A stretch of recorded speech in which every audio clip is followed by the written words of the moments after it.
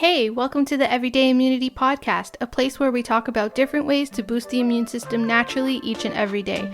I'm your host, Alicia Rosati of Rosati Nutrition.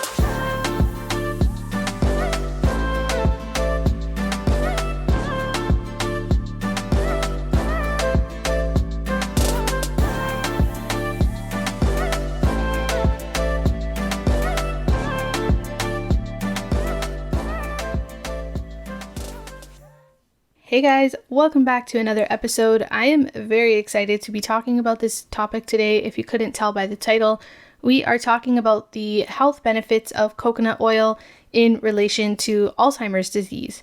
And if you guys have been listening to some of my other episodes, you will know that my grandmother passed away from Alzheimer's, and me and my mom both have one of the Alzheimer's genes. How did I find out about that? I did the genetic testing on 23andMe. You just get a kit, spit in a tube, you mail it back to them, and then they come back to you in a few weeks with all of your results. Something that I do want to point out though is that even if you have not had genetic testing done, or if you have had DNA testing done and you do not have the Alzheimer's gene, this information is still important because coconut oil is good for so many things other than just brain health, even though that's what I'm going to be focusing on in this episode. But as I mentioned in my previous episode, your genetics are not fate. So regardless of whether or not you have the gene for it, your daily, day-to-day lifestyle activities could increase your risk of developing Alzheimer's later on. I'm talking about things like exposure to toxins and pesticides, inactivity, an inadequate diet. There's so many different things that increase your risk of developing Alzheimer's. One of the big ones is aluminum exposure, which I'm sure you guys have all heard of. You know how deodorant companies are now going aluminum free, which is great because aluminum is pretty terrible for you and just how it accumulates in the body. But that's my whole point. That's what I'm saying. Like, whether or not you have the gene for it, you should still avoid aluminum to reduce your risk of developing Alzheimer's. So whether or not you have the gene for Alzheimer's, you should be doing preventative actions that will definitely reduce your risk of developing this disease. So first, I want to actually talk about coconut oil alone a little bit.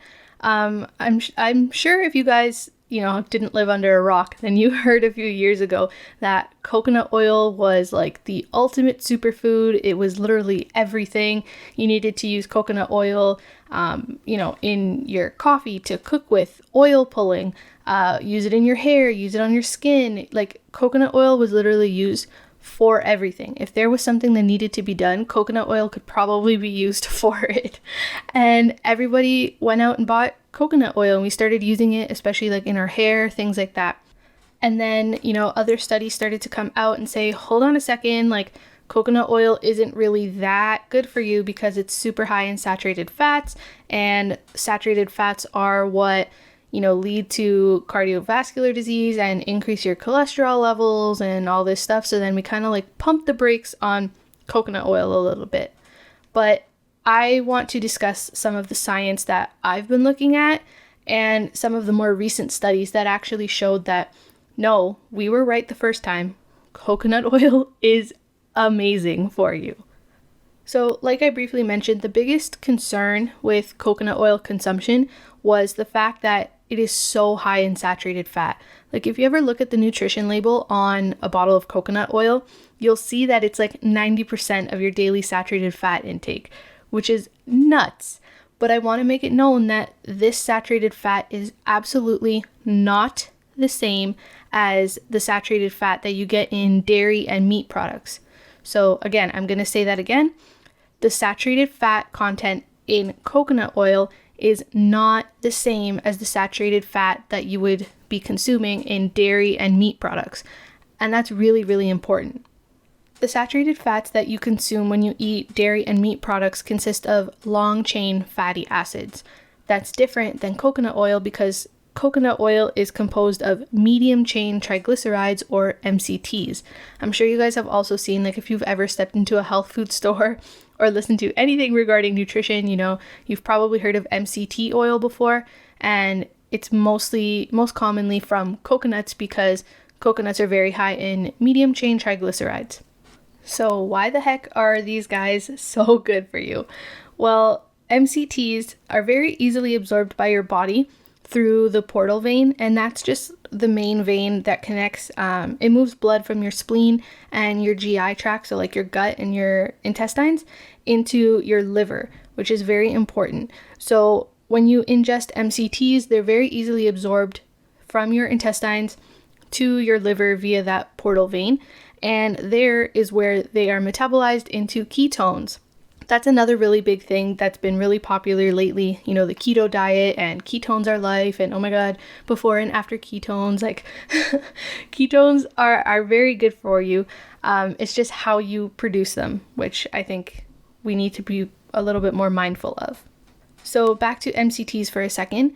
MCTs, which stands for medium chain triglycerides, are made of MCSFAs, or medium chain saturated fatty acids, such as lauric acid and caprylic acid, and there's a bunch of others. But one of the main ones that I want to focus on is lauric acid. This is found so abundantly in coconut, and it is absolutely so good for you. So good for you. So actually, out of that 90% saturated fat that you're intaking when you eat coconut oil, about 45% of that on average is actually lauric acid, which, like I said, it's like really abundant in coconut oil, and that kind of just proves it. About half of it is lauric acid. While the rest of the acids that are in coconut oil, like myristic acid, caprylic acid, you know, I'm probably pronouncing those so wrong, but those guys make up the other 45 to roughly 50% of that 90% saturated fat. So there were a bunch of studies that I looked into when researching coconut oil and its benefits with Alzheimer's disease, and I will definitely have those linked in my show notes on my website, so I highly encourage you to go check those out for yourself. But if you want just like the cliff notes, keep listening. So lauric acid in a bunch of different studies has been shown to reduce risk of developing certain diseases like high cholesterol, high blood pressure, Alzheimer's disease. So these are the kind of studies that I'm looking at. But now one of the main concerns, again, with supplementing with coconut oil was that it raises cholesterol levels and inflammation levels in the body. And if you guys, again, have listened to my previous episodes, you know that chronic inflammation is bad. We do not want chronic inflammation. So this one study that I looked at called Fatty Acids Do Not Pay the Toll, Effect of SFA and PUFA on Human Adipose Tissue and Mature Adipocytes Inflammation. I swear, these articles have the longest titles. Anyways, that study found that lauric acid and palmitic acid, which is also found in coconut oil, do not activate the TLR2 or the TLR4 proteins, which are proteins involved in inflammation. So this study literally proved that your entire worry that it, raises inflammation in the body is not validated. So coconut oil does not increase inflammation in the body, and it's also been proven not to increase cholesterol levels. It's actually been shown to reduce cholesterol levels simply because it is created with medium chain triglycerides and not long chain fatty acids. Now, as I mentioned, lauric acid and some of the other MCTs that are found in coconut oil are quickly metabolized in the liver into ketones. Now, I'll give you a little rundown on ketones, what they are, and why everybody loves them so much. So ketones are a very important energy source for the brain, the heart, and our muscle tissue. They increase fat burning, they decrease inflammation, and they increase energy, which is why, some people who do intermittent fasting or people who are on the keto diet, they say that they feel better than ever and they're addicted to that like high kind of feeling, just because, your body is being pumped on ketones now and you have more energy when you're being run on ketones than, let's say, other things like glucose. Personally, I don't think that people should be, and I'm speaking in general here, obviously, if you have a certain condition, like everybody's body is different, everybody's body is unique. What works for me is not necessarily going to work for you. What my DNA needs to run on, nutrition-wise, is not the same as what your DNA needs to run on, nutrition-wise. So for me, in general, I don't think most people should be following the keto diet. You do you, talk to someone who's trained, who's a professional, of course. But in general, I don't follow the keto diet, and I don't think people should follow the keto diet. But can people benefit from ketones? Absolutely. I do from intermittent fasting, and I feel great. So just wanted to put that little side note in there. In relation to Alzheimer's disease, ketones can act as a alternative source of energy for your brain. So primarily your brain is going to run on glucose, just like, a lot of the other parts of your body. If your blood sugar is too low, you're not going to feel good. You're going to feel lethargic and shaky and all of that fun stuff. So glucose is the primary fuel source for your brain. Unfortunately, what's seen in people with Alzheimer's disease is that their brain does not readily respond to insulin anymore. And you guys remember that insulin is what shuttles in your glucose into your cell to be used for energy. Now, if your cells are becoming, resistant to insulin, so like insulin comes knocking and your cells are just like ignoring it, what is your brain going to run on if it can't get that glucose into the cell? That's where ketones come into play. Ketones can act as that secondary fuel source, and some people say that it actually is better for your brain. Jury's still out on that one, but if you are having trouble absorbing glucose because you have something like Alzheimer's, then ketones are definitely an amazing secondary source for energy for your brain, your heart, and your muscle cells. And like I mentioned, there's two main ways for you to get these ketones. One is through intermittent fasting, which is what I do. Another way is to get ketones from MCTs, which are primarily from coconut oil. So I've been having coconut oil every single morning. You guys know that I can't have regular coffee because of my IBS. So I have this barley coffee, and there's absolutely no caffeine in it. It does not give me, the coffee burst in the morning, but I just like the taste of it. It tastes exactly like a coffee.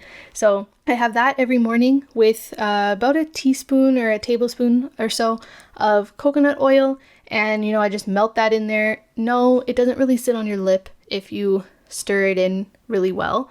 Some people I know, they like froth it in their coffee and you really don't notice it at all. It just gives your drink a very creamy texture. And you're getting a ton of MCTs and ketones, So if you're up for it, I highly recommend you try putting some coconut oil in your coffee. So I have talked about coconut oil and why people are scared to use it. I've talked about lauric acid. I've talked about ketones. Now I want to focus on Alzheimer's disease. And as someone who, firsthand witnessed someone go through this disease, Alzheimer's is an absolutely terrible disease for anybody to have. It's heartbreaking. It's an irreversible disease, and it is a progressive disease, meaning it keeps getting worse until the person eventually passes away, unfortunately.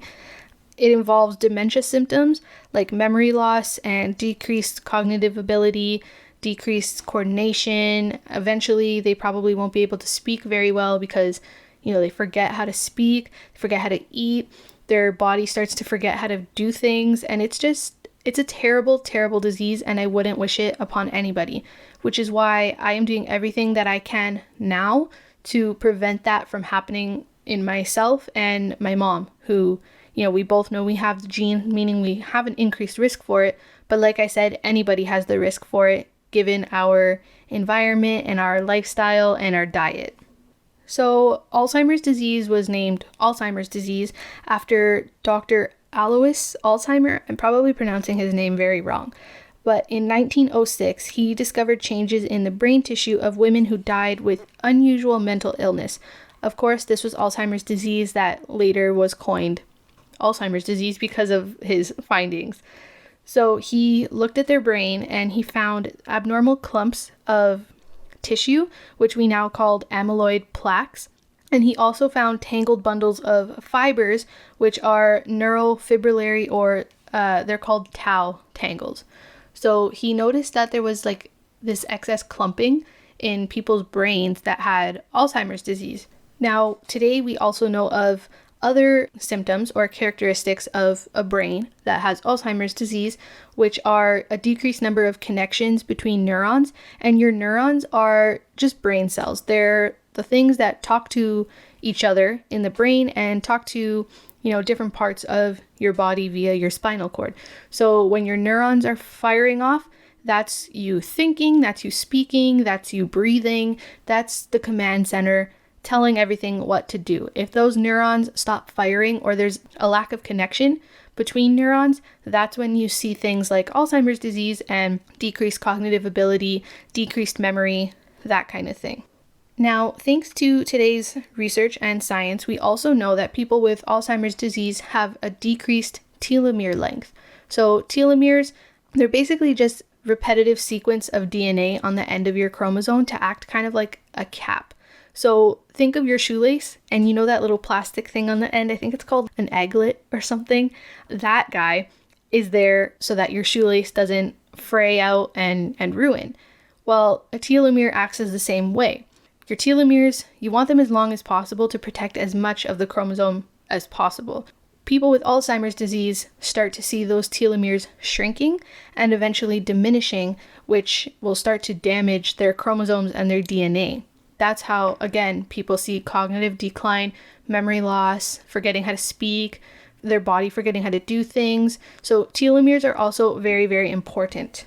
And I will probably make another episode on this as well, but back in grade 12 when I was in biotechnology, I did a research project on curcumin, which is the active component of turmeric, and its benefits of extending that telomere length.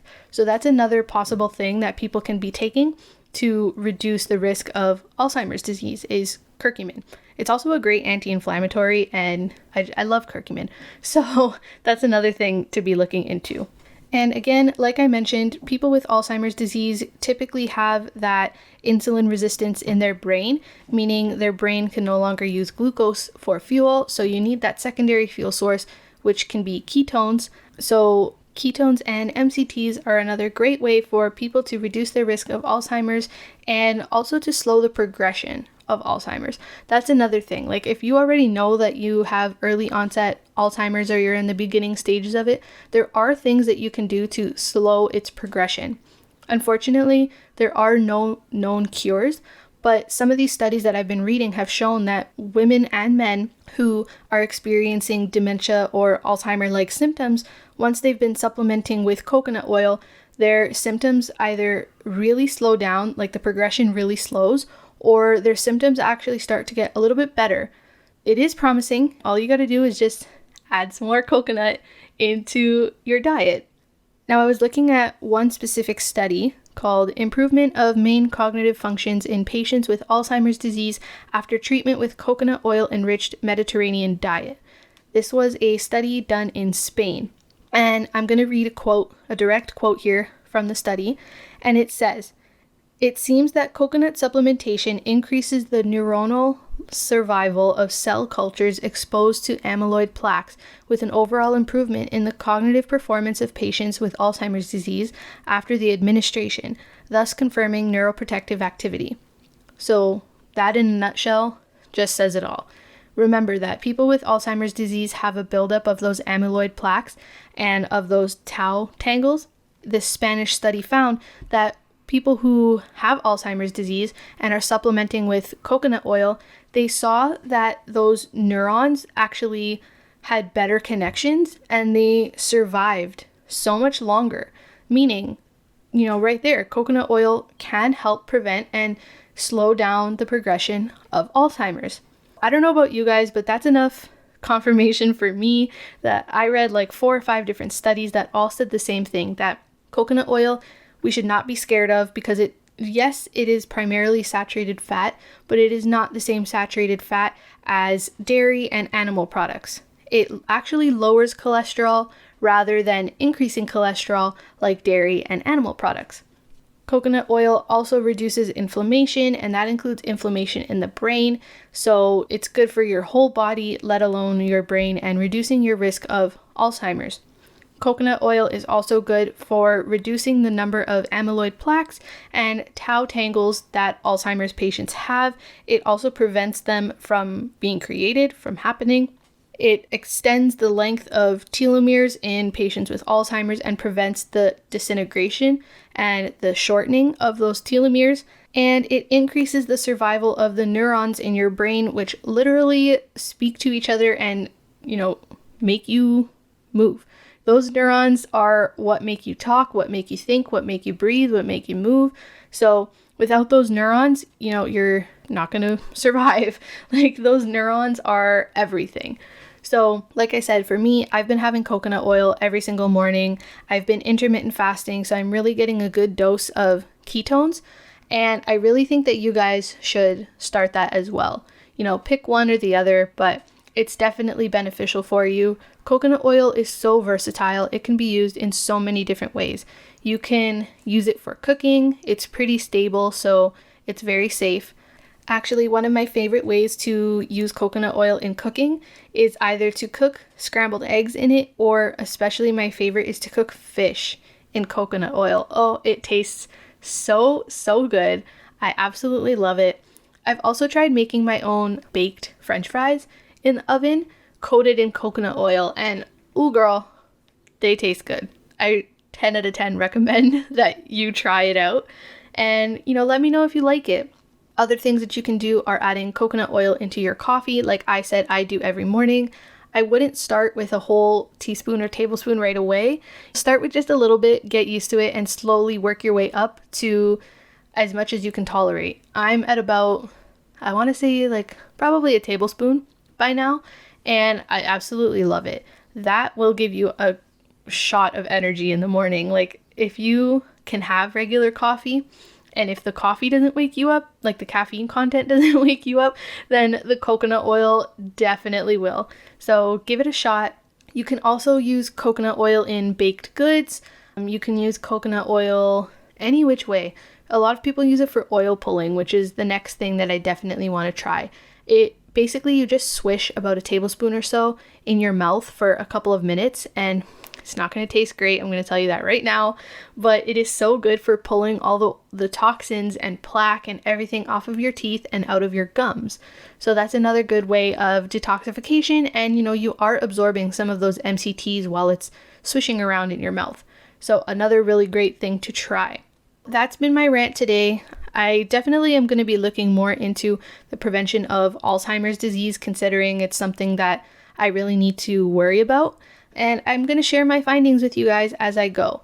So if you liked this episode, please leave me a review. It really helps out my podcast if you guys review it and leave a comment on Spotify, Apple Podcasts, Google Podcasts, wherever you guys are listening to this episode. Please share it on your social media. Again, it really, really helps me out. It's been a pleasure talking to you guys about the things that I have learned about coconut oil and Alzheimer's disease, and be sure to check out the show notes. But until next time, this has been your host, Alicia Rosati, and I cannot wait to talk to you in the next episode.